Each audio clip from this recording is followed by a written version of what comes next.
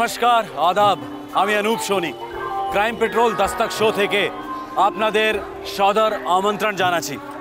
मैं इस वक्त पश्चिम बंगाल की राजधानी कोलकाता में हूँ।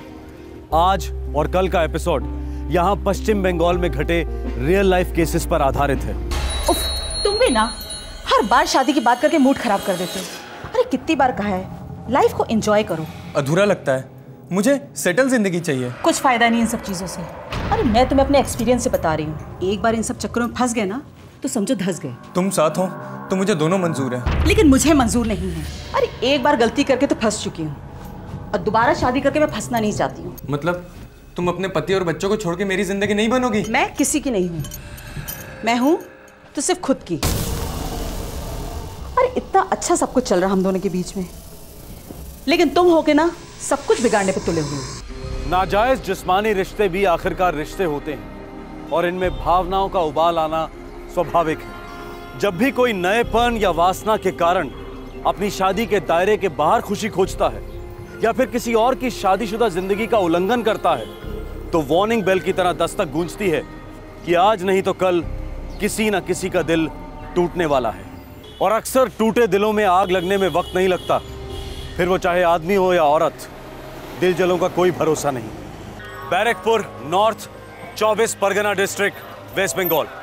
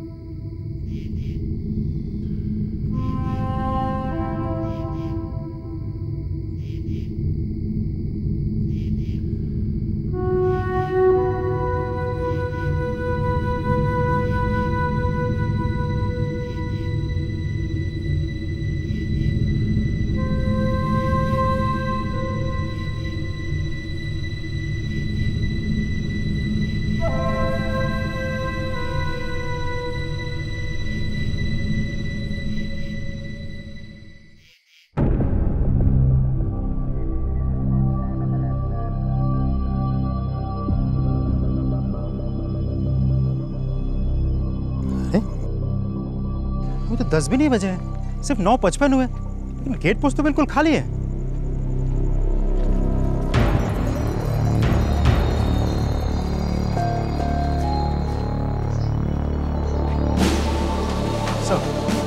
सर, अभी भी 10 नहीं बजे, लेकिन वहाँ गेट पर ड्यूटी पे कोई भी नहीं है सर। की बोलचीस? Yes sir. अरे ऐसे कैसे हो सकता है?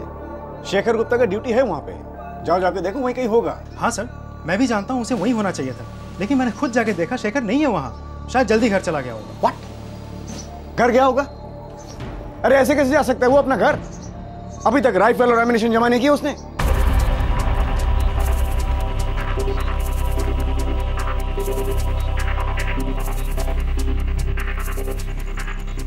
समझ में नहीं आ रहा, ये शेखर सेनगुप्ता बिना बताए बिना राइफल लौटाए जा कहाँ सकता है वो? सर आप वापस कंट्रोल रूम जाइए, मैं जाके उसके क्वार्टर्स में देखता हूँ। ठीक है, वही करो।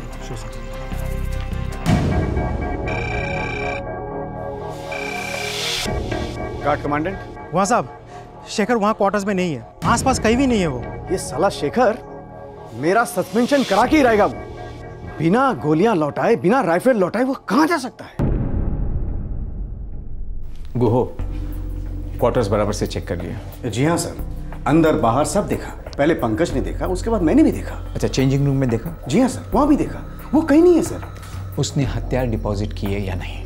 नहीं सर, इसी बात का सबसे बड़ा डर है सर। उसके पास एक SLR राइफल और साथ में 2 मैगजीन्स हैं सर, और हर एक मैगजीन्स में 25 गोलियां हैं सर। इमीडिएटली सभी लाइंस में इमरजेंसी अलर्ट करवा दो।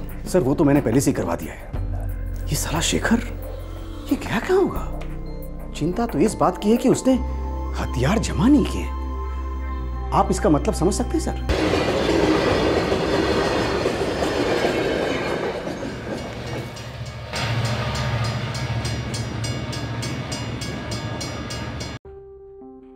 शेखर की ड्यूटी रात 10 बजे खत्म होती है, लेकिन उस रात शेखर 10 के पहले ही पुलिस लाइन से निकल गया। ड्यूटी राइफल और गोलियां कंट्रोल रूम में लौटाने की बजाय अपने साथ ले आया। मामला गंभीर था, पुलिस रूल्स का घोर उल्लंघन किया गया था। इस मामले को तुरंत पूरे राज्य के थानों में फ्लैश किया जाना बहुत जरूरी था, लेकिन दुर्भाग्यवश ऐसा नहीं हुआ। केवल पुलिस लाइन क्वार्टर्स में पूछताछ हुई। अब सवाल यह था कि राइफल और गोलियों के साथ आखिर शेखर सेन गुप्ता कहां गायब हो गया था और क्यों।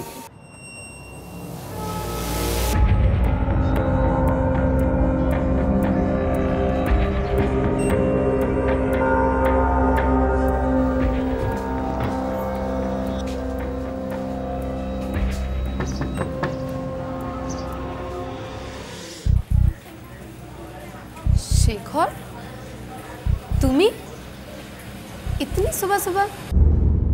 चलो चलो मेरे साथ। तुम भी ना शेखर, अरे हम लोग एक ही बात के बारे में कितनी बार बहस करेंगे? नहीं करेंगे चारू बहस, अब कोई बहस नहीं करेंगे चारू।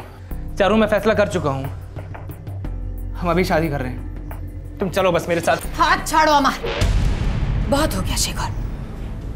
देखो अब मैं तुम्हें ये आखिरी बार समझा रही हूं कि मैं शादीशुदा हूं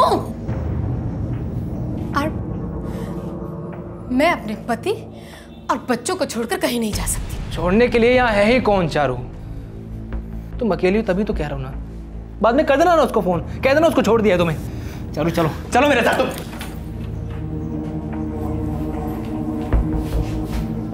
बेरिए जाओ खान देखे, चले जाओ अभी।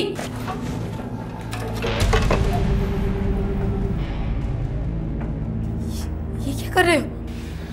चारू तुम मेरे साथ चलती हो या नहीं? क्यों कर रहे हो शेखर?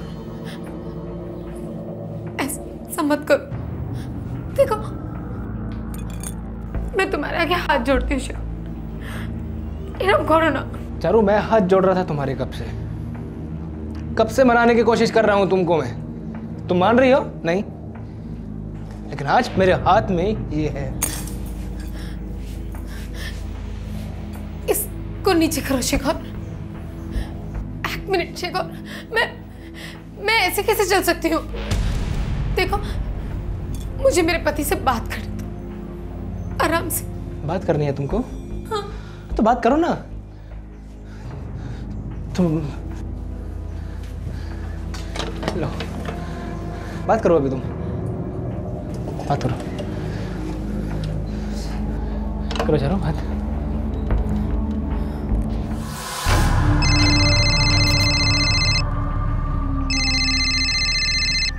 है लता, आज इतनी जल्दी उठ गई? नहीं, मैं भी आ रहा हूं, हम तातरी আসছি।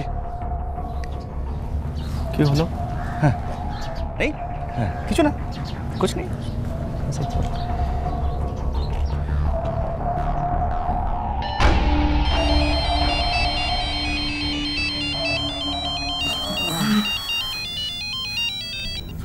हाँ जीजू, इतनी सुबह सुबह कॉल किया, सब ठीक तो है ना? संजीव बच्चे ठीक है ना? ऑटो? हाँ हाँ भालो ऐसे सो रहे हैं, लेकिन बात क्या है? संजीव तुम्हारी दीदी लता बहुत मुश्किल में फंस गई है। लेकिन कैसी मुसीबत जीजू? हाँ है, वो शेखर घर पहुंच गया है और तुम्हारी दीदी के सर पर बंदूक तानी है। अरे ये क्या कह रहे हैं आप? देखो मैं यहाँ फैक्ट्री से निकल चुका हूँ, मैं घर पहुंच रहा हूँ, तुम जल्दी से घर जाओ। है बुझे? और सुनो, मेरी बहन कृष्णा को मैंने फोन कर दिया है, वो भी पहुंचने वाली है, ठीक है? हाँ हाँ जीजू, मैं अभी निकलता हूँ और सौमिरन को भी साथ लेके आता हूँ। पता नहीं उस शेखर के दिमाग में क्या चल रहा है।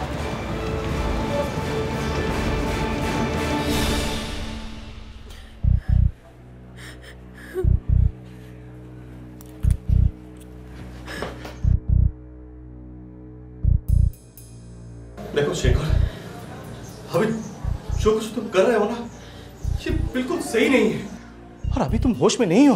एक भी गोली खाली नहीं जाएगी, इतने होश में हूं मैं। देखना चाहोगे? दिखाऊं? ना चलो चलो फिर मेरे साथ। चलो तुम। शेखर का लता बोबडी तुम्हारे साथ कैसे जा सकती है? वो एक शादीशुदा औरत है और 2 बच्चों की माँ है। शेखर प्लीज समझने की कोशिश करो आप। काका छोड़ दो मेरी माँ को। चुप चुप सब। दिव्येंदु, तुमने इन सबको यहाँ बुलाकर बहुत बड़ी गलती कर दी है।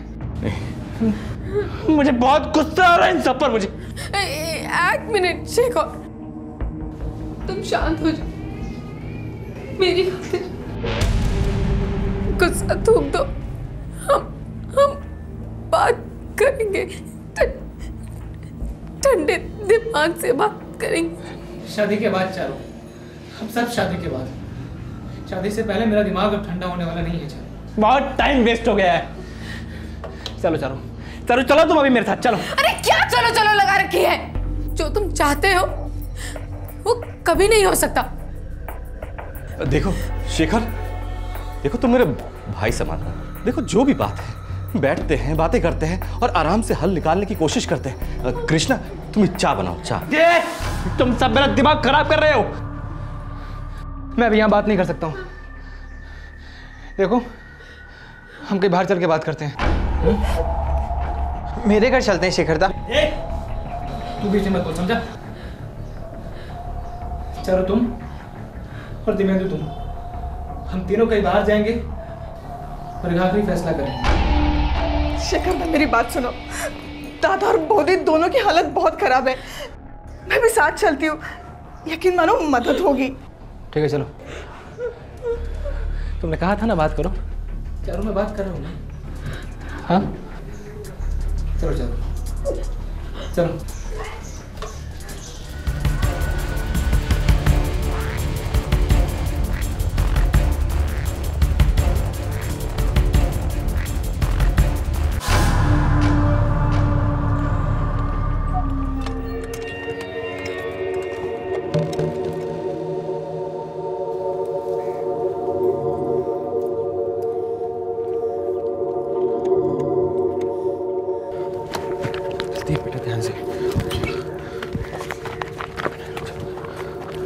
देखो शेखर, शांत हो जाओ।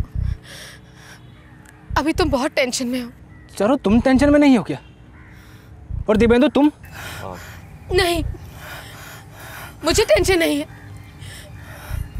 क्योंकि मैं जानती हूँ कि जब तुम्हें होश आ जाएगा ना, तब सब ठीक हो जाएगा। मुझे पूरा विश्वास है, सच्ची। चारू, मुझे भी विश्वास है कि तुम उससे शादी करने के लिए तैयार हो जाओगी। चारू, बताओ तो दिव्येंदु को, तुम मुझसे प्यार करती हो ना? ये झूठ है।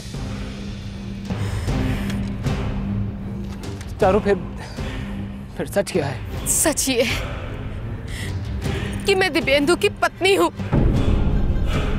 मेरे 2 छोटे छोटे बच्चे हैं और मेरा तुम्हारे साथ कोई रिश्ता नहीं है, ठीक है?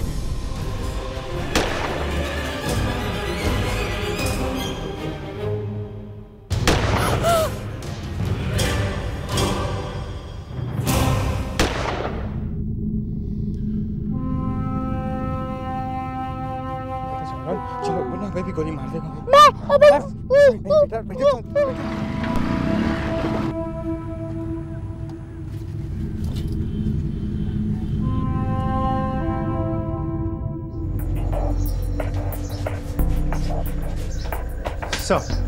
सर, ये शेखर सेनगुप्ता जा कहाँ सकता है, वो भी राइफल के साथ?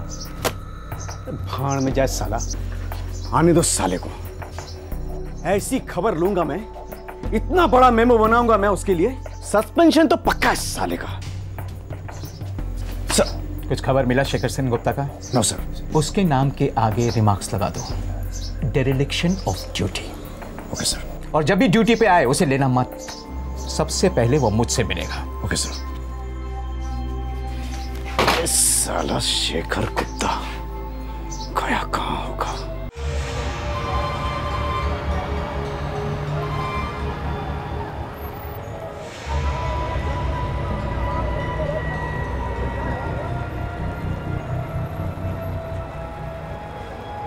शेखर का नाम फ्लैश करो। कांस्टेबल शेखर सेनगुप्ता। हाँ सर, राइफल का जो डिस्क्रिप्शन हमें मिला है उसके मुताबिक गन ऑटोमेटिक होगा, मतलब कि 12th बटालियन का होगा। उन्हें सबसे पहले कांटेक्ट करो। सर।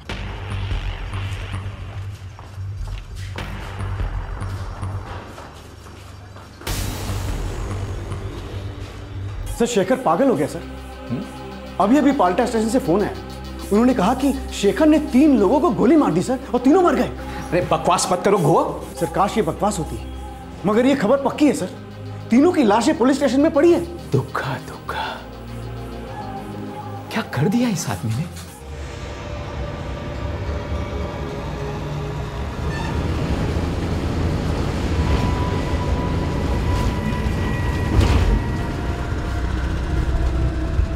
सर सुबह सुबह वो मेरी दीदी के घर आया बहुत जल्दी, तब से उसका दिमाग बिगड़ा हुआ था। तुमने हमें फोन क्यों नहीं किया? पता था उसके पास राइफल है, फिर भी हीरो बनने चली थी। पीछा किया उसका? हम सब बहुत ज्यादा डरे हुए थे सर। मैं तो बस ये पता लगाना चाहता था कि वो उन तीनों को कहाँ लेके जा रहा है, और पता लगते ही मेरा पुलिस को फोन करने का प्लान था, लेकिन उसने तो सर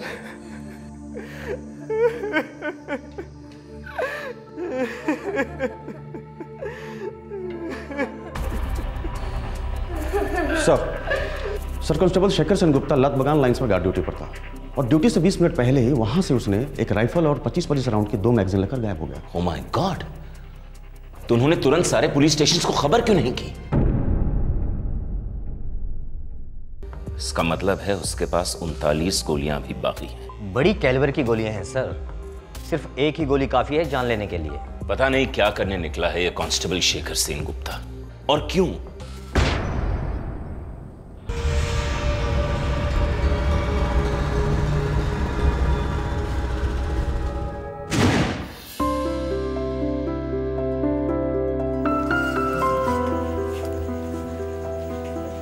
तो माँ दे ही दिया कमरा किराए पर? हाँ दे दिया। भालो करेছো। खर्चे कितने बढ़ गए हैं देखो, और संजीव का कॉलेज चल ही रहा है, अभी कमाने में वक्त है उसे। किंतु माँ किराए विराए की बात साफ साफ कर ली हो ना उससे? हाँ हाँ पुलिस वाला है, ट्रेनिंग ले रहा है पुलिस में। ओ ताले तो आरो भालो, घर की सिक्योरिटी भी बनी रहेगी ना।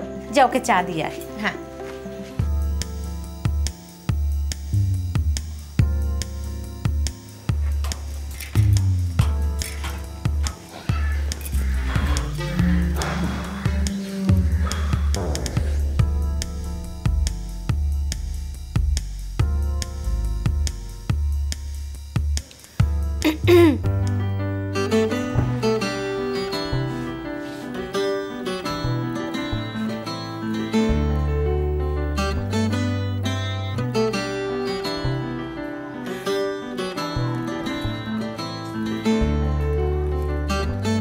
Thank you. 4 बिस्कुट माँ ने भेजे हैं। अच्छा, उनको मेरा थैंक यू कहिएगा। आपको भी थैंक यू। ओ बाबा इतना सारा थैंक यू।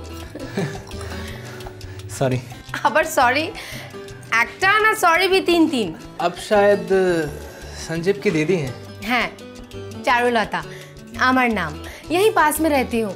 मेरे हस्बैंड गन फैक्ट्री में सर्विस करते हैं। ओह, हमारे फोर्स में राइफल्स और बुलेट्स जो हैं वो वहीं से आती हैं। ओह छोटी सी दुनिया। हाँ सो तो है। तुम्हारा नाम की बताया नहीं? सॉरी शेखर। आबार सॉरी।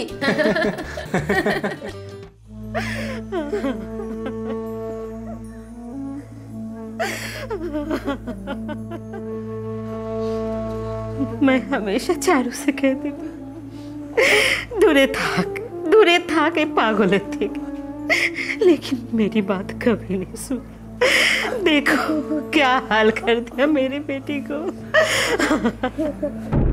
सर, शेखर सेनगुप्ता जलांगी मुर्शिदाबाद से बिलोंग करता है सर। जलांगी में कहाँ? सागरपाड़ा एरिया, और वहाँ की टीम को हमने रेड अलर्ट कर दिया है। स्टेट के हर पुलिस स्टेशन में अलर्ट जारी कर दीजिए। इस आदमी की तस्वीर और डिटेल्स हर पुलिस स्टेशन में होनी चाहिए। सबको पता होना चाहिए कि इसके पास एक राइफल है with 39 live cartridges, and this man is dangerous, very very dangerous. सब हो गया। इनफैक्ट देशबंधु ये कल ही हो जाना चाहिए था। सर, हमने पुलिस को अलर्ट कर दिया था, लेकिन that was not sufficient. State के हर पुलिस स्टेशन में खबर पहुंच जानी चाहिए थी। पुलिस रूल बुक के हर नियम को तोड़ा है उसने। अपने राइफल और एमुनिशन वापस नहीं की है। एम आई राइट? हमसे बहुत बड़ी गलती हो गई। अब इस गलती का नतीजा कितना बड़ा होगा ये तो वक्त ही बताएगा।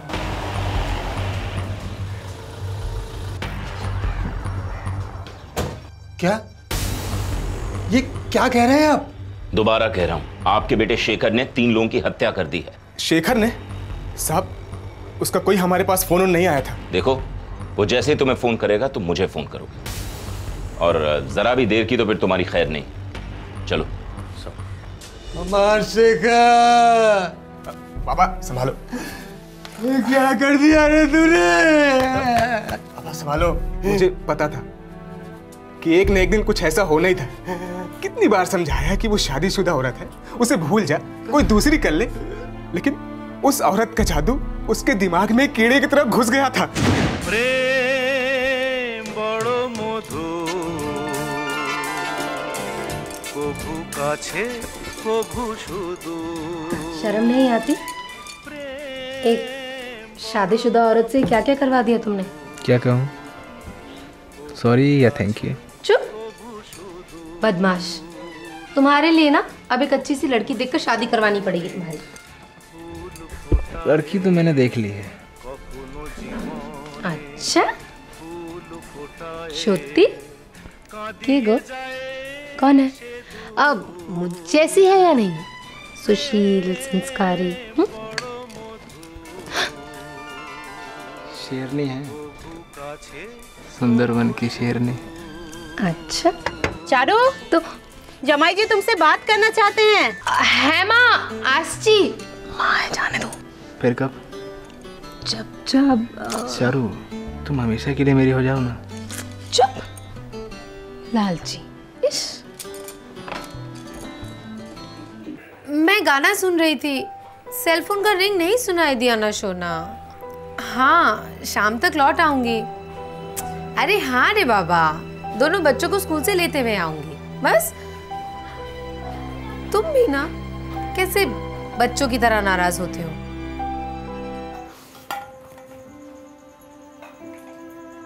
चारू, आजकल मायके की बहुत याद आती है तुम्हें।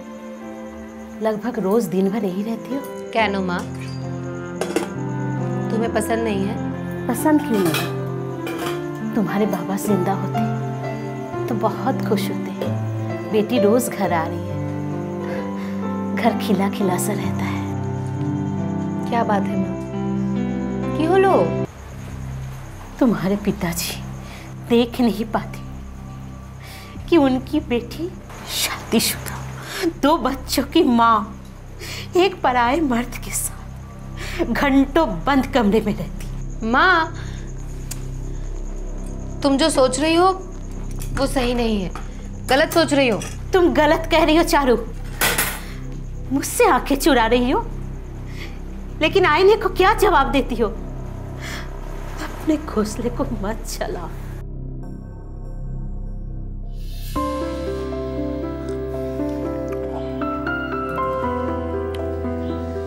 चारू, मैं शादी करने जा रहा हूँ।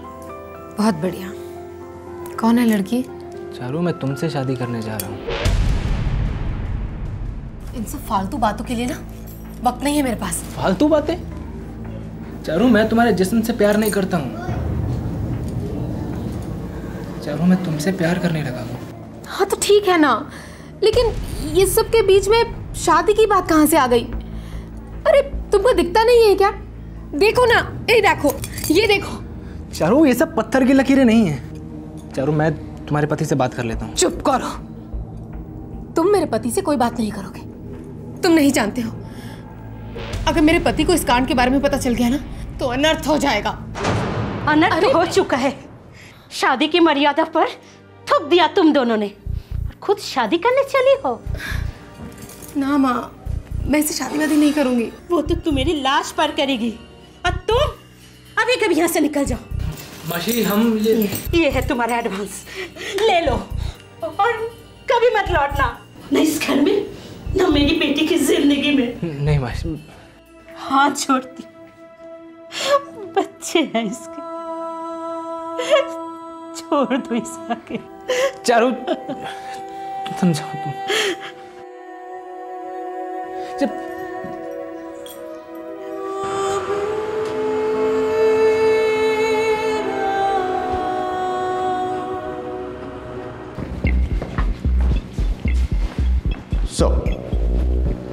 सर, शेखर का मोबाइल ऑफ आ रहा था। पता चला कि वो अपना मोबाइल क्वार्टर पर छोड़ कर गया है। मतलब शेखर की लोकेशन के बारे में हमारे पास अभी तक कोई जानकारी नहीं है। वेस्ट बंगाल के सारे पुलिस स्टेशन पर रेड अलर्ट जारी है। पर अभी तो कुछ क्लू नहीं मिला। यहाँ क्वार्टर में उसका कोई दोस्त वोस्त था क्या? यस सर, कांस्टेबल सोमेश दास, उसका रूम पार्टनर था। सोमेश, 1 साल से तुम रूम शेयर कर रहे हो कांस्टेबल शेखर सेन गुप्ता के साथ? जी सर। इस वक्त कहाँ गया होगा वो? पता नहीं सर, पिछले 4-6 महीने से तो ठीक से बात भी नहीं कर रहा था, पूरा दिन फोन पे लगा रहता था। किसके साथ? सर बातों से तो लगता था कि वो लेडी चारुलता के साथ बातें करता था। सर फोन रिकॉर्ड चेक किया, 90% कॉल्स चारुलता के साथ थे। सर हम सब ने उसे समझाने की कोशिश की कि उस औरत के साथ अफेयर आगे ना बढ़ाए। सर वो मैरिड थी, और फिर शेखर के भाई ने भी उसे काफ़ी समझाने की कोशिश की। शेखर तो बिल्कुल लव क्रेजी था सर, एकदम लव क्रेजी। देख, वो तुझसे 10 साल बड़ी है और उसके 2 बच्चे भी हैं। चल एक बार वो विधवा होती या तलाकशुदा होती तो बात समझ में आती थी। तलाक हो भी सकता है, और ज़रूरत पड़ी ना तो विधवा भी हो सकती है वो। एक तमाचा मारूं तुझे, क्या हो गया तुझे? प्यार हो गया दादा मुझे। और हमसे नफरत? मैंने और बाबा ने खून पसीने कमाई करके तुझे पढ़ाया लिखाया है, तुझे पुलिस की नौकरी मिली। अरे हमारी सारी उम्मीदें टिकी हैं तुझ पे, सब बर्बाद कर देगा क्या? दादा आप सबकी तरफ मेरी जो भी ड्यूटी बनती है मैं उसे हर हाल में पूरा करूँगा। कोई बर्बादी नहीं है दादा, शादी कर रहा हूँ मैं। सर मुझे तो कभी कभी लगता था कि वो मेंटल हो चुका है, अपने ही ख्यालों में रहता था, यहाँ तक कि ड्यूटी पर भी।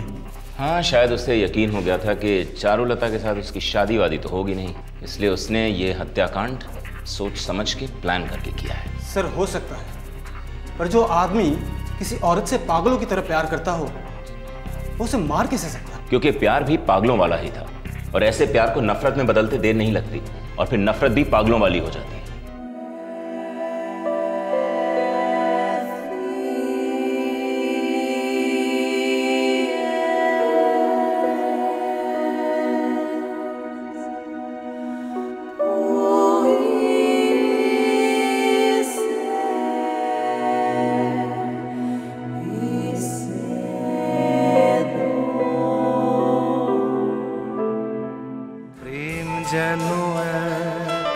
অতিথির মতো কখনো জীবনে আসে, ফুলো ডোরে বাঁধে কখনো আবার অশ্রু ঝরিয়ে চলে যায়।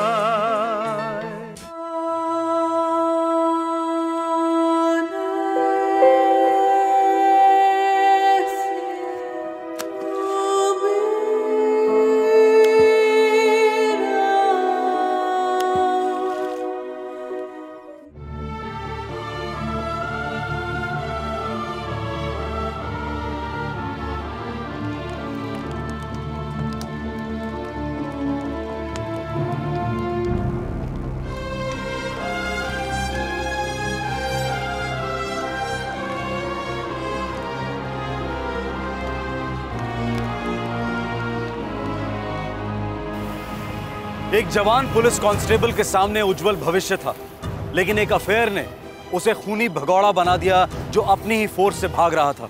पर क्या वो दरअसल अपने आप से भाग रहा था?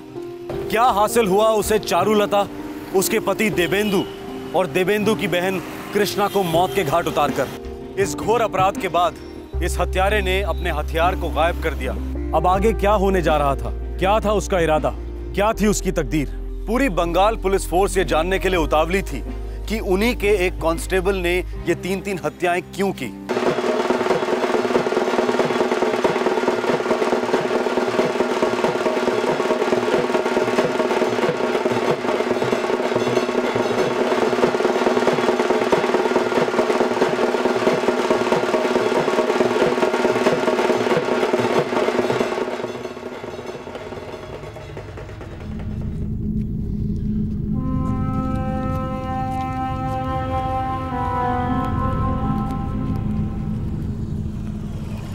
आप शेखपारा तक लिफ्ट दे सकते हैं मुझे? जी सर, बढ़िया, थैंक यू। शेखपारा पश्चिम बंगाल और बांग्लादेश के बॉर्डर पर स्थित है। वहां से कुछ ही किलोमीटर दूर इंटरनेशनल बॉर्डर का खारपारा आउटपोस्ट है। शेखर यहां क्या कर रहा था? आखिर इरादा क्या था इस हत्यारे का?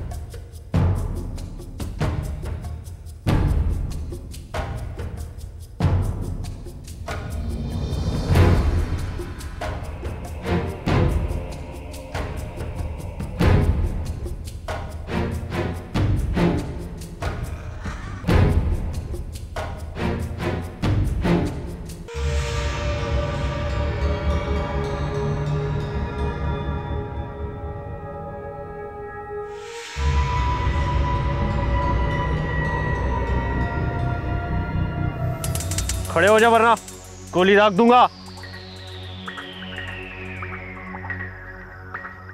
किधर जा रहे थे? साहब मेरा ससुराल ऊपर है साहब। घरवाली बहुत बीमार थी तो उसको वहाँ छोड़ाया था। सब उसका हालचाल पूछने जा रहा था सर वहाँ। कहाँ के रहने वाले हो? रानी नगर का साहब। अगली बार पूरे कागजात बनाकर आना और कहरपारा आउटपोस्ट से एंट्री लेना, समझे? जी साहब। साहब वो मैं जाऊँ साहब, मेरी घरवाली। ठीक है, अब तुम जाओ। जी साहब।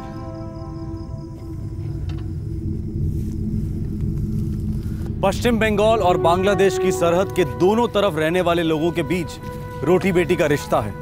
ह्यूमैनिटेरियन ग्राउंड्स पर कभी कभी हिंदुस्तान की बॉर्डर सिक्योरिटी फोर्स और बांग्लादेश की बांग्लादेश राइफल्स के जवान आम नागरिकों को एक दूसरे के गांव में आने जाने देते हैं।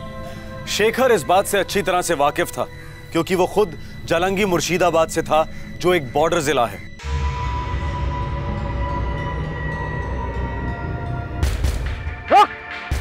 ये जूते कहाँ से आए? दुकान से लिए हैं साहब। ये तूने खुद खरीदे? जी साहब। झोंक लीजिए।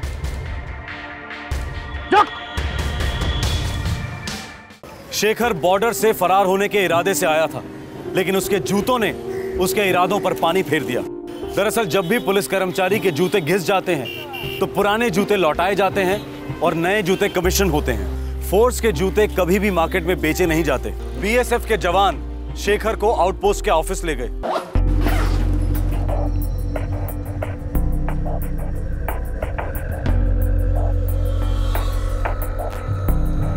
जनाब, ये पश्चिम बंगाल पुलिस का कर्मचारी मालूम पड़ता है। चल अब नाम बोल और सच बोल। Shekhar Sen Gupta, constable, 12 battalion armed police.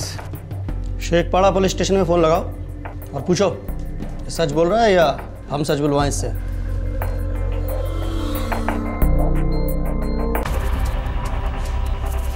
क्या नाम बताया sir? Constable Shekhar Sen Gupta, 12 battalion arm police.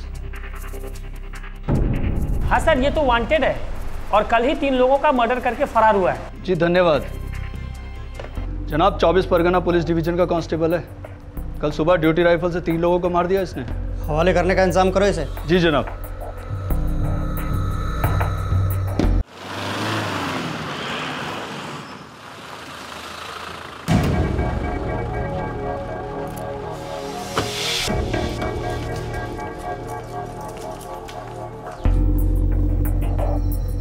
दो छोटे छोटे बच्चों को तुमने अनाथ कर दिया। क्या मिला ये सब करके तुम्हें? मुझे तो बस चारू को मारना था। अब बाकी के बीच में आ गए तो मैं क्या करूं? लेके जाओ इसको। चारुलता नाजायज रिश्ते की आग में अपनी मर्जी से कूदी। चारुलता के पति देवेंदु को अफेयर का आभास था। हल्की सी दस्तक सुनी भी थी। देवेंदु की बहन कृष्णा तो केवल अपनी। चारुलता के बच्चे सिर्फ इतना जानते थे कि उन्हें मम्मी पापा से बहुत प्यार है और अब वो उन्हें कभी नहीं देख पाएंगे। चारुलता की मां ने जुर्म की दस्तक सुनी थी और अपनी मजबूर आह बुलंद भी की थी, पर अफसोस तब तक पानी सर के ऊपर निकल चुका था। एक सनकी आदमी के एक औरत के लिए पागल जुनून ने कितनी सारी जिंदगियां बर्बाद की। वेस्ट बंगाल থেকে আপনাদের সবাইকে সদর অভিনন্দন জানাচ্ছি।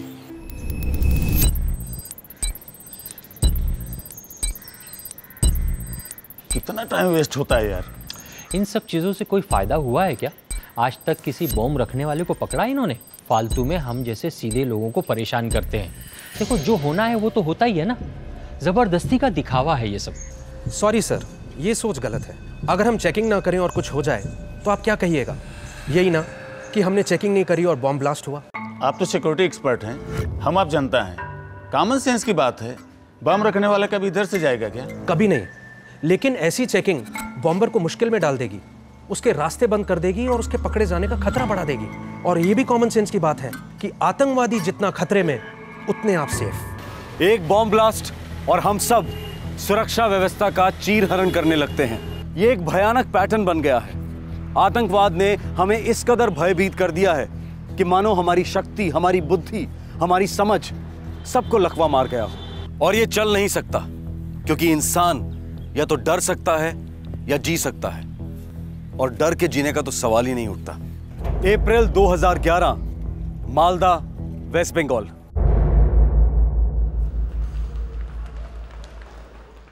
শূন্য যেথা গ্রহরে প্রাচী। ঠিক আছে, তো আজকে আমরা রবীন্দ্রনাথ ঠাকুরের একটা কবিতার চর্চা করব। হ্যাঁ, চিত্ত যেথা ভয় শূন্য, উচ্চ যেথা শির, জ্ঞান যেথা শূন্য যেথা গ্রহরে प्राचीर। तो वीकेंड पर जगन्नाथपुर माँ बाबा के पास? अरे ना बाबा, मैं अकेले ही कमरे में बैठ के कोई किताब पढ़ लूँगी। जगन्नाथपुर जाती हो ना तो माँ बाबा का लूप शुरू हो जाता है। अब तुम्हारे लिए एक लड़का ढूंढना ओनू, तुम्हारी शादी करनी ओनू, अभी करनी ओनू, शादी ओनू। उफ बाबा रे। तो कर लो ना शादी, इतनी बुरी बात भी तो नहीं है। खुद के लिए एक लाइफ पार्टनर ढूंढ ही लो, एक नया लाइफ पार्टनर। मैं अपने आप को वक्त देना चाहती हूँ। ओनू, अपने आप को वक्त देने का भी एक वक्त होता है, उसके बाद समझौता करना पड़ता है, सबको करना पड़ता है। ओनू, कुछ लोग होते हैं जो हमारे लिए नहीं बने होते हैं, जैसे कि अमित। अमित तुम्हारे लिए बना ही नहीं था। Just accept it. वाणी, क्यों करते हैं लोग समझौता? यादें, उन पुरानी यादों का क्या? पुरानी यादें मिटाने के लिए नई यादें बनानी पड़ती है। No choice. ट्राई करूंगी, एक लास्ट बार ट्राई करूंगी। Sounds good. चल।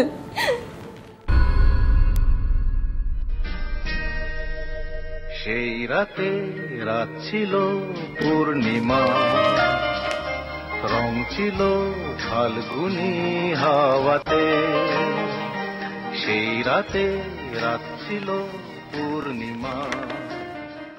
আমি চিনি গো চিনি তোমারে, ও গো বিদেশিনী। আমি চিনি গো চিনি তোমারে, ও গো বিদেশিনী। তুমি থাকো সিন্ধু পারে, তুমি থাকো সিন্ধু পারে, ও গো विदेशिनी। Good morning. क्या बात है, आज चाय के साथ बिस्किट की जगह रोमांस। काम पर नहीं जाना है क्या? इरादा क्या है? इरादा तो काम का ही है, लेकिन संस्कृत वाला। तुम भी ना।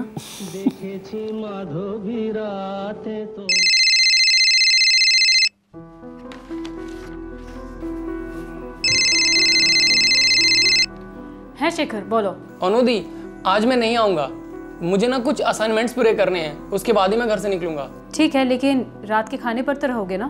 दीदी मैं श्योर नहीं बोल सकता, मैं आपको फोन करूंगा, शाम को फोन करूंगा आपको, यस या नो। शेखर ठीक है। हाँ। अनु, शनिवार रविवार को क्या स्पेशल क्लास है तेरा? नहीं तो माँ, घर पर ही हूँ। तू घर पे नहीं, किराए के मकान में है। घर ये है तेरा, जहाँ हम पूरा हफ्ता इंतजार करते हैं तेरे आने का। माँ प्लीज हाई ड्रामा क्रिएट मत करो, मुझे ढेर सारे पेपर्स करेक्ट करने थे इसलिए नहीं आ पाई। नेक्स्ट वीक आऊंगी पक्का।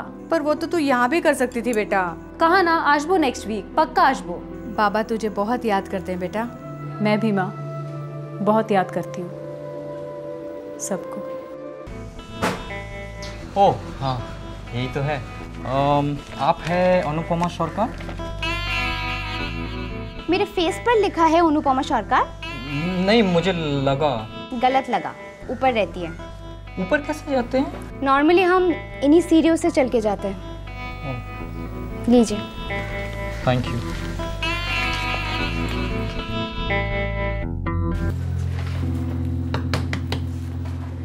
अनुपमा सरकार। हाँ। ये आपका पार्सल है, यहाँ पे साइन कर दीजिए।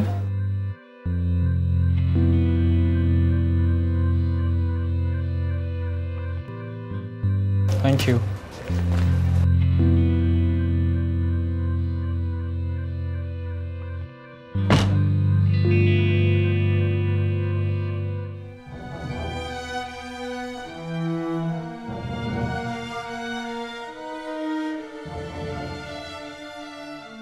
अगर तुम्हारा कोई भी सामान रह गया हो तो मैं कुरियर कर दूंगा। मैं तुम्हारी कोई भी चीज़ अपने पास नहीं रखूंगा।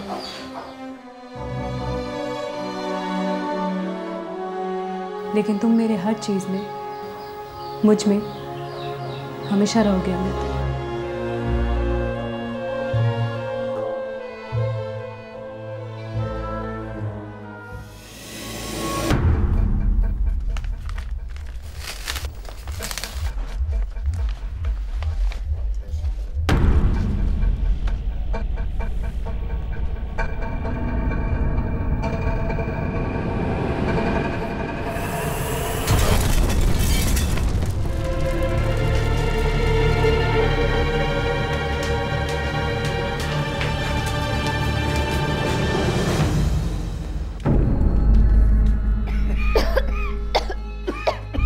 কি হলো বাত?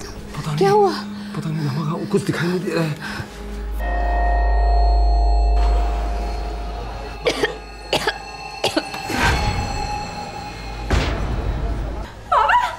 अनुपमा दी! ये क्या हो गया?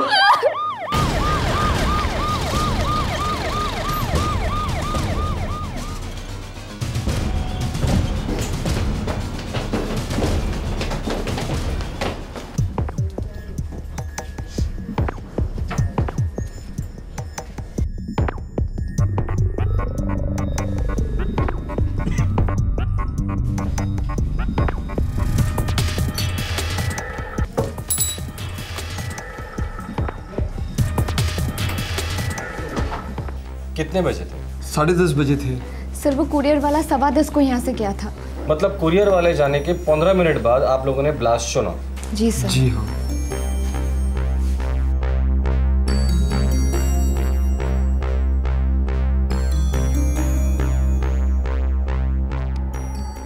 सब पिछले 6 महीने से अनुपमा हमारे यहाँ किराएदार थी।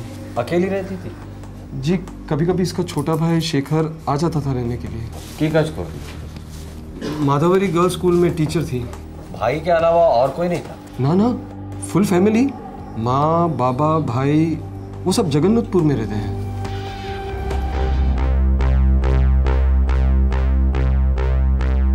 ये आईईडी है, इम्प्रूव्ड एक्सप्लोसिव डिवाइस।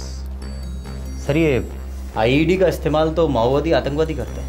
मालदा के इंग्लिश बाजार इलाके के पास मालन चपली में अनुपमा के घर एक पार्सल कुरियर हुआ और उसके अंदर के बॉम्ब ने अनुपमा की जिंदगी उड़ा दी। इस किस्म का एक्सप्लोसिव पश्चिम बंगाल के नक्सलवादी ग्रुप इस्तेमाल करते हैं। अब कई सवाल उठ रहे थे, क्या अनुपमा नक्सलियों का शिकार बनी थी? और अगर हाँ तो क्यों? और हाथ पैरों में भी चोटें आई हैं।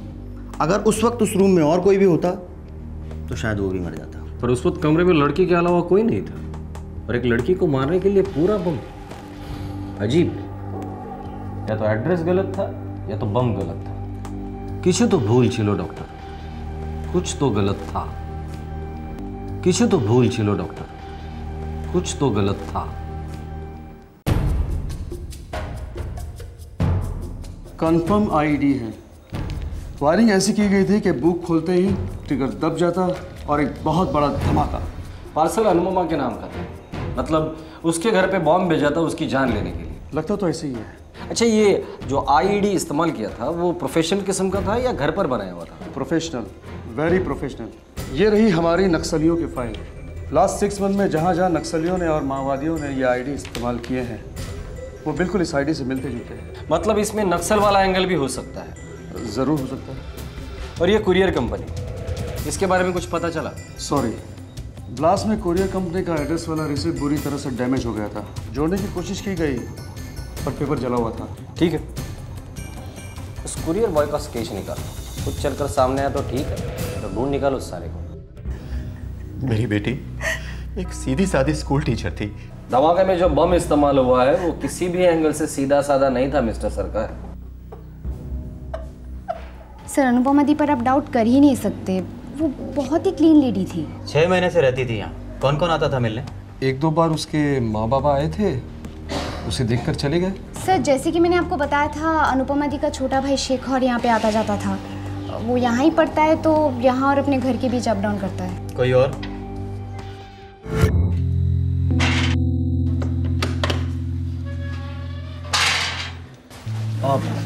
अनुपमा सरकार यहीं रहती है क्या?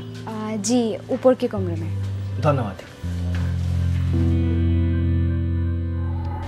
सर अनुपमा दी के माँ बाबा और भाई के अलावा मैंने उस आदमी को 2-4 बार देखा है। आखिरी बार उस आदमी को कब देखा था? यही कहीं 6-8 हफ्ते पहले। कौन था वो? नो आइडिया सर, मैंने ना उसे पूछा ना अनुपमा दी से। कैसा दिखता था? सर मीडियम बिल्ड था, थोड़ा सा गोरा था। ये अमित सेन गुप्ता कौन है? नहीं पता, कभी सुना नहीं उसके बारे में। पर सर वो कुरियर वाला जो पार्सल देने आया था, उस पार्सल पे अमित सेन गुप्ता का नाम लिखा था। ये लड़का जो पार्सल देने आया था, कुरियर वाला, उसका हुलिया चाहिए हमें। अमित सेन गुप्ता मेरी बेटी का एक्स हस्बैंड, डिवोर्स हो गया था उनका, गजोल में रहता है। एनवलप पे भी यही लिखा है, अमित सेन गुप्ता गजोल। जी अमित का नक्सलवादियों के साथ कोई कनेक्शन है? हमें नहीं पता। 5 साल पहले शादी हुई थी दोनों की, डिवोर्स 2 साल पहले हो गया था। 2 साल पहले जब वो शादीशुदा थे तब उसका नक्सलवादियों के साथ कोई रिश्ता था? हमें कुछ नहीं पता इंस्पेक्टर। तो आपको क्या पता है मिस्टर सरकार? बस इतना कि वो आदमी हमारी अनु के लिए ठीक नहीं था। सर वो अनुदी से नफरत करता था।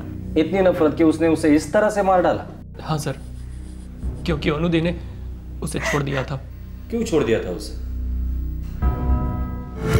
मैं और रीना कॉलेज में एक साथ थे। एक साथ थे? हमारी शादी के पहले बताया क्यों नहीं तुमने मुझे? क्योंकि तब मुझे भी नहीं पता था कि रीना के लिए मेरी फीलिंग्स क्या है। इसका मतलब मुझसे शादी करने के बाद तुम्हारे उस रीना के लिए फीलिंग्स जाग उठी। मेरे पीठ पीछे नाजायज अफेयर शुरू हो गया। तुम्हें कोई आइडिया भी है तुम कितनी घटिया हरकत कर रहे हो? शादी से पहले पता होता तो कभी बेटी नहीं देते उसे। साला पकड़े जाने के बाद भी मेरी दीदी से बोला मैं रीना को बुला नहीं सकता, नहीं छोड़ सकता उसे। इतना बेशरम इंसान है ये अमित सेन गुप्ता। मेरी बेटी ने उसे बहुत टाइम दिया, 2 साल भुगता उसने, और फिर हताश होकर डिवोर्स मांगा उससे। सर सच बात तो ये है वो डिवोर्स देना ही नहीं चाहता था। सोने की मुर्गी जो थी मेरी अनुदी, बेचारी कमा कमा कर पैसे इसके हाथ में देती और वो सारा पैसा उस रखी हुई औरत पर खर्च करता। डिवोर्स मांगा तो हाथ उठाया।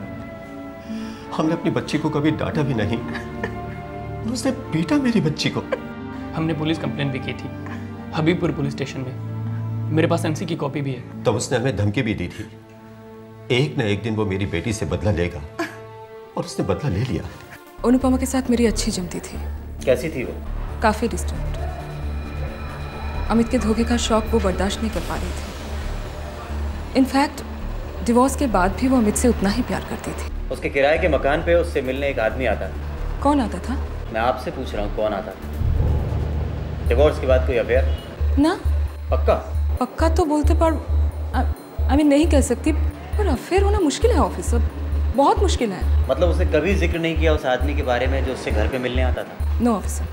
सर मुझे नहीं लगता कि मर्डर और ब्लास्ट में कोई नक्सल का एंगल है। मुझे भी यही लगता है, ये बदले वाला मामला होगा। बदला?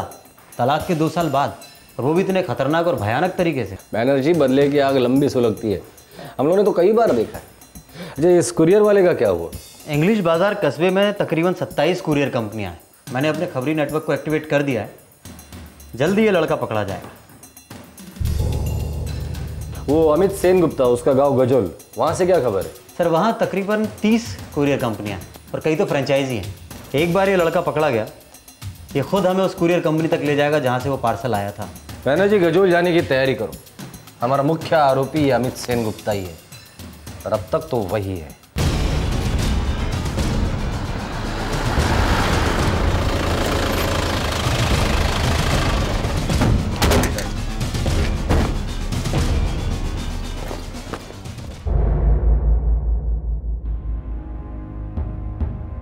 जी मैंने सुना अनुपमा की मौत के बारे में। ये आप ही ने भेजा था?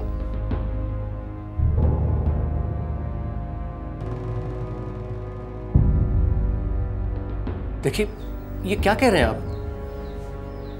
पिछले हफ्ते रीना नाम की लड़की से मेरी सगाई हुई है और मैं अपनी जिंदगी नए सिरे से शुरू कर रहा हूँ। रीना का और तुम्हारा तो शादी के पहले से ही शुरू था ना, तो ये नए सिरे से जिंदगी शुरू करने की बात कहाँ से आती है? पिछले 2 साल से मेरा अनुपमा से कोई कांटेक्ट नहीं रहा है, और फिर मैं उस चैप्टर को ही नहीं बल्कि पूरी किताब को बंद कर चुका हूँ। बम किताब में, किताब लिफाफे में, और लिफाफे पर तुम्हारा नाम। क्या तरीका है किताब बंद करने का? बेश तो वाह। तुम मेरी बेटी को धोखा दे रहे हो अमित, और उम्मीद करते हो कि हम तुम्हारा साथ दें, चुप बैठे रहे? किसी चीज की कमी नहीं है आपकी बेटी को, और फिर मैं अनु को छोड़ के किसी और के साथ तो रह नहीं रहा हूं। पत्नी का दर्जा है उसका। बड़ी मेहरबानी है तुम्हारी, राइट? चलो तुम्हारे भी पति का स्टेटस बना रहेगा, और मैं जाके करती हूँ कोई अफेयर वफेयर। पहले पीठ पीछे फिर आमने सामने, हाँ? जल के राख हो जाओगे। अनु! ज्यादा हीरोगिरी मत कीजिए। अनुदी छोड़ चुकी हैं आपको, सिर्फ डाइवोर्स बाकी है। चुपचाप दे दीजिए, नहीं तो पुलिस केस हो जाएगा। बहुत भारी पड़ेगा, बहुत भारी, बहुत पछताओगे तुम।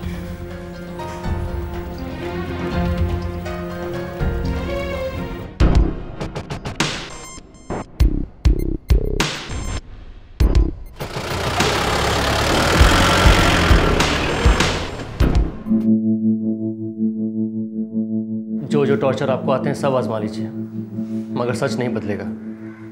और सच ये है कि मैंने अनुपमा को पार्सल नहीं भेजा है। हो सकता है किसी और ने तुम्हारे नाम से पार्सल भेजा हो। कोई मुझे फंसाने की कोशिश कर रहा है, और आप उसके चाल में फंसते जा रहे हैं। एड्रेस इतना साफ साफ लिखना कातिल की बेवकूफ़ी होगी। सर, ये अमित की चालाकी भी हो सकती है। उसने सोचा होगा खुद का नाम लिखेगा तो कोई शक नहीं करेगा, क्योंकि कातिल अपना नाम और पता तो नहीं लिखता। ये अमित बहुत चालाक है। या कोई उससे भी चालाक है बैनर्जी। मतलब कोई ऐसा शख्स जो अनुपमा और अमित की हिस्ट्री को जानता था, जिसका उसने फायदा उठाया। करेक्ट। जो अनुपमा से बहुत नफरत करता था और जानता था कि उंगली अमित पर ही उठेगी। आपने उसे बीच बाजार में थप्पड़ मारा था, शायद उसका गुस्सा होगा उसको। मुझे लगता है हमें ये बात भी पुलिस को बता देनी चाहिए थी। पता नहीं बेटा, पता नहीं। जाहिर है जो दिख रहा था वैसा था नहीं, कुछ छुपाया जा रहा था, कुछ ऐसा जिसकी जानकारी पुलिस के पास होनी चाहिए थी। आखिरकार इस केस में एक ब्रेक थ्रू मिला जब कुरियर कंपनी का लड़का पुलिस के हाथ लगा। हर newspaper, courier company, TV channel में तेरे लिए संदेशा भेजा था कि आके हमसे मिल, पर तू आया ही नहीं मिलने। सर मैं बहुत डरा हुआ था, मुझे उस पार्सल के बारे में कुछ नहीं पता था सर। मुझे उस पार्सल के बारे में कुछ पता नहीं था तो डर क्यों गया था तू? सुबह 10:15 बजे तूने पार्सल डिलीवरी किया था। वैसे रोज तू 11 के पहले डिलीवरी करता नहीं है। सर मुझे मैसेज आया था गजल ऑफिस से, अर्जेंट है। सबसे पहले गजल ब्रांच की खबर लेते, लौट कर लॉकअप में इसकी चमड़ी उधेड़ते। सर यहाँ से सैकड़ों पार्सल्स रोज जाते हैं, अब ऐसे में किसी एक पार्सल को पहचानना नामुमकिन है सर। उस पार्सल में बम था मैनेजर साहब, ऐसा बम जो कुरियर इंडस्ट्री की धज्जियां उड़ा सकता है। बम डिलीवर हुआ है आपके ऑफिस से, कोई अचार की बोतल नहीं। मैं आपकी क्या मदद कर सकता हूँ? 16 अप्रैल को पार्सल डिलीवर हुआ था। मुझे उस दिन के सारी बुकिंग और डिलीवरी की रिपोर्ट्स चाहिए अभी। मैं लेके आता हूँ।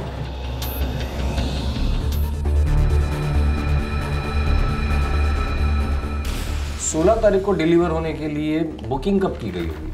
सर 13 को या फिर 14 को, बस यही 2 दिन क्यों?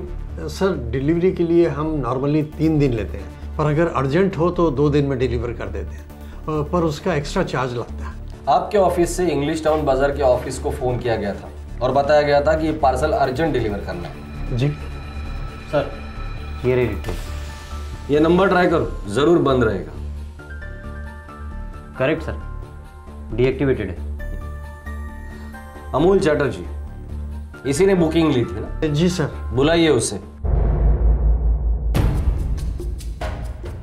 जो पार्सल अनुपमा सरकार के घर पे ब्लास्ट हुआ, उसके बुकिंग एजेंट आप ही थे? जी मैंने की थी बुकिंग, और मैंने अखबार में पढ़ा था ब्लास्ट के बारे में। तो अखबार में पढ़ने के बाद मौन व्रत धारण कर लिया था?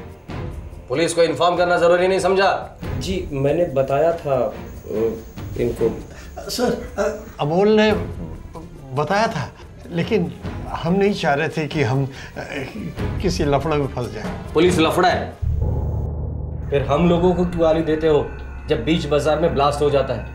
मैं भला मेरा घर भला सोचने से एक दिन एक ही घर बचा रहेगा उनकी रडार पर, और वो आपका होगा। बम, सब कुछ खत्म। चुप रहकर आप लोग आतंकवादियों को बढ़ावा देते हो, और बढ़ावा देना उनका साथ देने जैसा ही है, समझे? मैं बताता हूँ, वो 2 लोग आए थे पार्सल लेकर।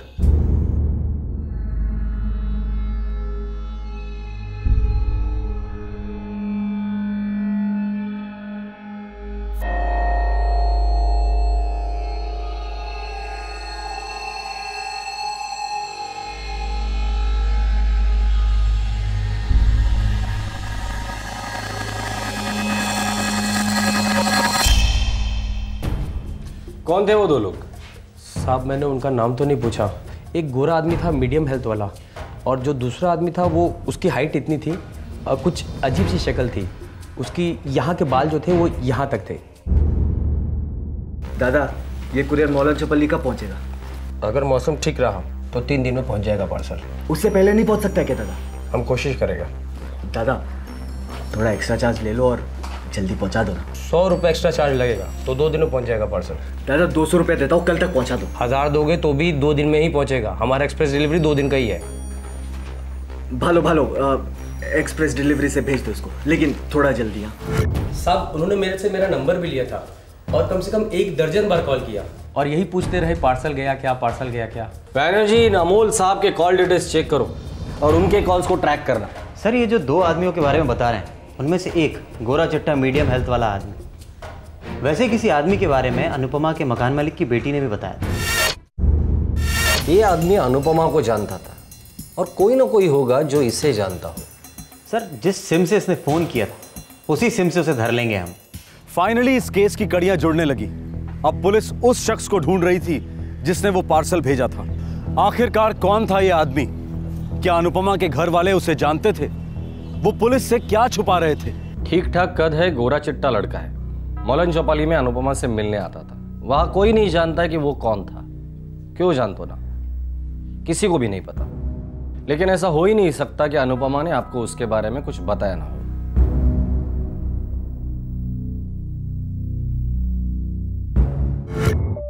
बाय। हेलो। हेलो।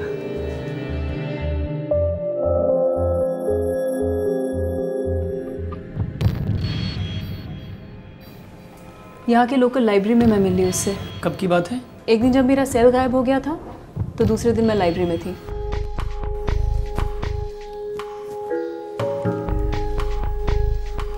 लगता है आप अपना सेलफोन भूल गई थी। Thank you. मैं इतनी परेशान हो गई थी, मेरे सारे नंबर स्टोर है इसमें। इसीलिए तो संभाल के रखा था ताकि जब आप वापस आए तो मैं आपको लौटा दूं। Thank you very much. वैसे आपका नंबर है मेरे पास, तो अगर अब से आपको कोई भी ब्लैंक कॉल दे तो आप समझ जाइएगा कि वो बदमाश कौन है। आप मुझे ब्लैंक कॉल्स क्यों देने लगे? मेरा नाम बाबू और मेरे बाबूजी कहते हैं कि दोस्त और किताबें दोनों कम हो तो परवाह नहीं, लेकिन अच्छे होने चाहिए। सही कहते हैं आपके बाबूजी। वैसे मेरे बहुत कम अच्छे दोस्त हैं, एक्चुअली है ही नहीं, और मैंने किताबें भी आज तक कभी भी पूरी नहीं पढ़ी। ऐसा क्यों? इंतज़ार कर रहा था एक ऐसे खूबसूरत इंसान का जो मेरा बहुत अच्छा दोस्त बन सके, और एक गहरी किताब भी। क्या आप मेरी फ्रेंड बनेंगी? दो फिल्मी डायलॉग्स के हमारे उससे प्यार हो गया आपको? उसके बारे में जानती भी हैं आप? टीवी इंजीनियर है। वो क्या होता है? टीवी इंजीनियर क्या करते हैं? खूब भालो क्वेश्चन। टीवी इंजीनियर बिरयानी बनाते हैं, खूब भालो, खूब टेस्टी। मजाक मत करो, बोलो तो। ओनू, सीधी सी बात है, टीवी इंजीनियर टीवी रिपेयर करते हैं। अगर टीवी बीमार पड़ जाए तो हम उसका इलाज करते हैं। ये तुम हमको टीवी का डॉक्टर भी बुला सकती हो। Very funny. वहाँ लाइब्रेरी में क्या कर रहे थे? अरे बाबा, वहां पे टीवी का इलाज कर रहा था, और देखो मेरी तन्हाई का भी इलाज हो गया। ओनू, अग्नि को साक्षी मान के क्या तुम मेरे साथ 7 फेरे लोगी? मैं उस आग में एक बार पूरी तरह जल चुकी हूँ बाबा। ओनू, एक बात बताओ, अगर हमारी 5 उंगलियां एक जैसी होती तो क्या हम एक बड़े से अजीब से गोरिल्ला जैसे नहीं दिखते?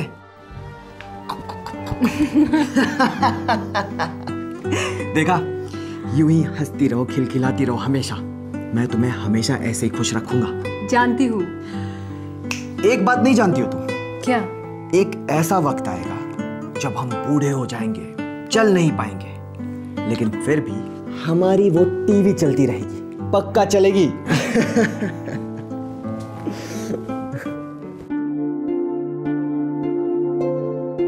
बेटे, इस लड़के के बारे में तुम सब कुछ अच्छी तरह से जानती हो ना? जितना सच मुझे पता है उतना तो मैं जानती हूँ बाबा, और मुझे लगता है कि मैं प्यार करती हूँ उससे, और वो भी करता है। अमित के बारे में कुछ भी ज़्यादा जाने बिना तुम्हारी शादी करा दी। और देखो कितना सहना पड़ा तुम्हें, हमें, हम सबको। किसी के बारे में तो सब कुछ जानना इम्पॉसिबल है माँ। हम तो खुद ही हमारे बारे में सब कुछ नहीं जानते हैं। अनुदी, ये सब किताबी बातें सिर्फ किताबों में ही अच्छी लगती हैं। इस बाबू के बारे में आपको 100% श्योर होना पड़ेगा। ये जो बाबू है ना, एक छोटी सी टीवी रिपेयर दुकान में काम करता है। उसमें क्या बुराई है? बुराई है, ये बाबू इससे पहले 6-7 टीवी रिपेयर दुकानों से निकाला जा चुका है। मालूम है क्यों? झूठ बोलता है इसलिए। तभी तो खुद हाई स्कूल फेल है और अपने आप को इंजीनियर बताता है। और दीदी आप भी उसकी बातों में आ गई। पूरा का पूरा सर्किट खराब हो गया है, शोल्डरिंग करना पड़ेगा। ये बाबू कौन है यहाँ? मैं हूँ बाबू, कहिए क्या बात है? मैं अनुपमा का बाबा। सरकार साहब आइए ना। नमस्ते। सुनो बाबू, मेरी बेटी को अकेला छोड़ दो, पहले ही बहुत भुगत चुकी है वो। बाबा जो कुछ भी भुगती है सब भुलवा दूंगा, राज करेगी मेरे साथ। झूठ का राज, झूठे आदमी की पत्नी का झूठा राज। बाबा लोगों को मेरे बारे में गलत फहमी है और कुछ नहीं। उसे दूर करने की कोशिश मत करो बाबू, बस तुम उसकी जिंदगी से निकल जाओ। ये नहीं हो सकता, हम दोनों एक दूसरे के साथ काफी दूर तक जा चुके हैं। क्या कहा तुमने? अनु से मैं प्यार करता हूँ, शादी करना चाहता हूँ, खुश रखूंगा उसे, बस यही तो कहा है मैंने। दोबारा उसकी तरफ आंख उठाकर भी देखा तो खैर नहीं तेरी।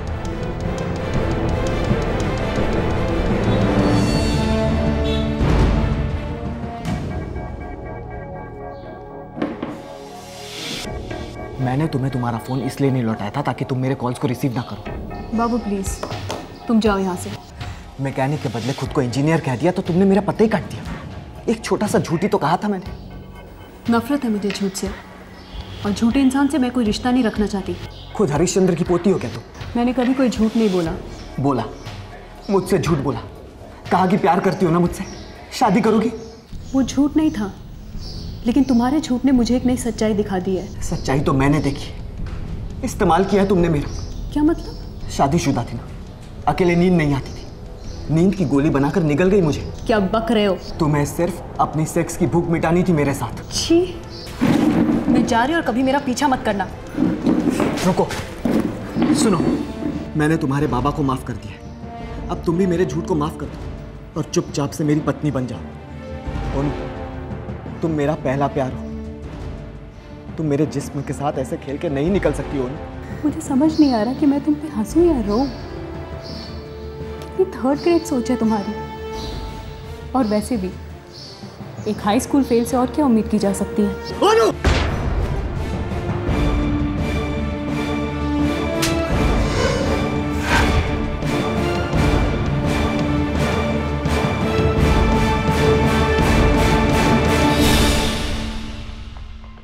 उस दिन से जो हरासमेंट शुरू की उसने।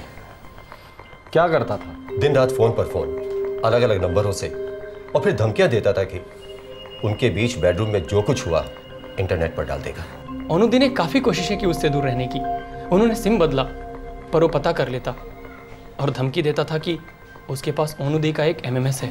वो MMS वाली बात मैंने दबा कर रखनी चाहिए थी, इसलिए आपको नहीं बताया था। हमें शक है कि अनुपमा के खून के पीछे ये बाबू ही है। अनुपमा ने अपनी जिंदगी की सारी डिटेल्स इस बाबू को बता दी थी। अनुपमा पूरी तरह से उसके मुट्ठी में थी और बाबू ने उसी मुट्ठी को कुचल दिया। सर, वो नंबर ट्रैक डाउन हो गया है। बाबू और उसका दोस्त इन बाजार में है। चलो। ठीक है, चुप हो जाओ।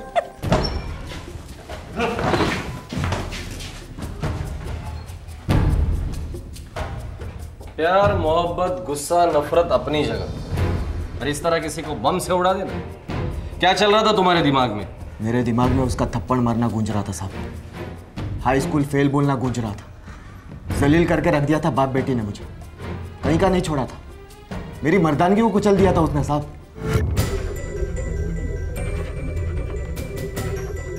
ये काम करेगा ना? अरे बाबा, अब तक तो हर बार काम कर गया है। एक बार टेस्टिंग कर ले।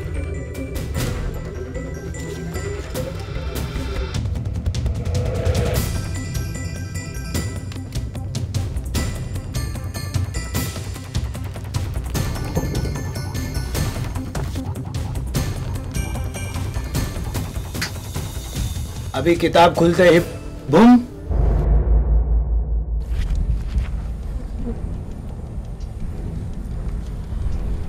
अभी खींच।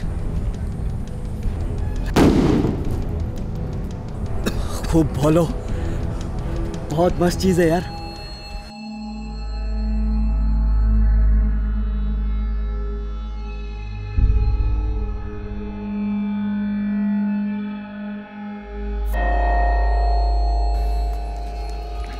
उन्होंने मुझसे कहा था कि अमित ने कसम खाई है उससे बदला लेने की, लेकिन बदला लूंगा मैं और भुगतेगा वो साला अमित। पर एक ही टेंशन है, ये किताब तेरी अनुपमा अपने घर में अकेले में ही खोले, नहीं तो दूसरे लोग मुफ्त में बकरा बन जाएंगे। मासूम लोगों की जिंदगियों को खतरे में डाला।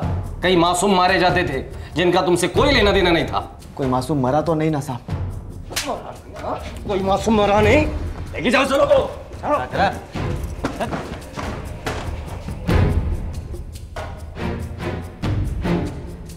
चलो चलो चलो। अमित,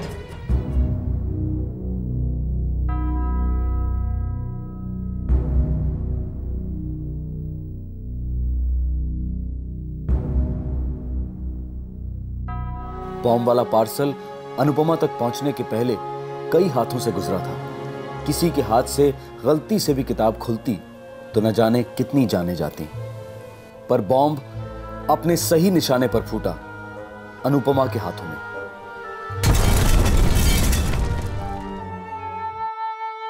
दुर्भाग्यवश अनुपमा से सच्चे प्यार ने हमेशा आंख में चोली खेली, उसके दिल की धड़कन का मजाक उड़ाया। उसके दोनों रिलेशनशिप्स विस्फोटक रहे। उन्होंने उसे जीते जी मार डाला। और फिर अगर कुरियर कंपनी में मेटल डिटेक्टर या बॉम्ब स्कैन मशीन होती तो अनुपमा शायद इस वक्त जिंदा होती। इस केस के बाद police force her courier company पर यह जोर डाल रही है कि वो अपने ऑफिस में बॉम्ब डिटेक्शन मशीन फिट करवाएं। यह केस आतंकवाद का भले ना हो, लेकिन आतंक के सौदागरों के तरीकों के बारे में दस्तक जरूर देता है। हमें इन कायरों के हर नए पैतरे का मुंह तोड़ जवाब देना होगा। डर के जीने का तो सवाल ही नहीं उठता। सवाल यह है कि हम कितने चौकन्ने हो सकते हैं और कैसे अपने आप को सुरक्षित बना सकते हैं। फिर मिलेंगे एक नए एपिसोड के साथ। तब तक अपना ख्याल रखें। शुभ रात्रि। जय हिंद।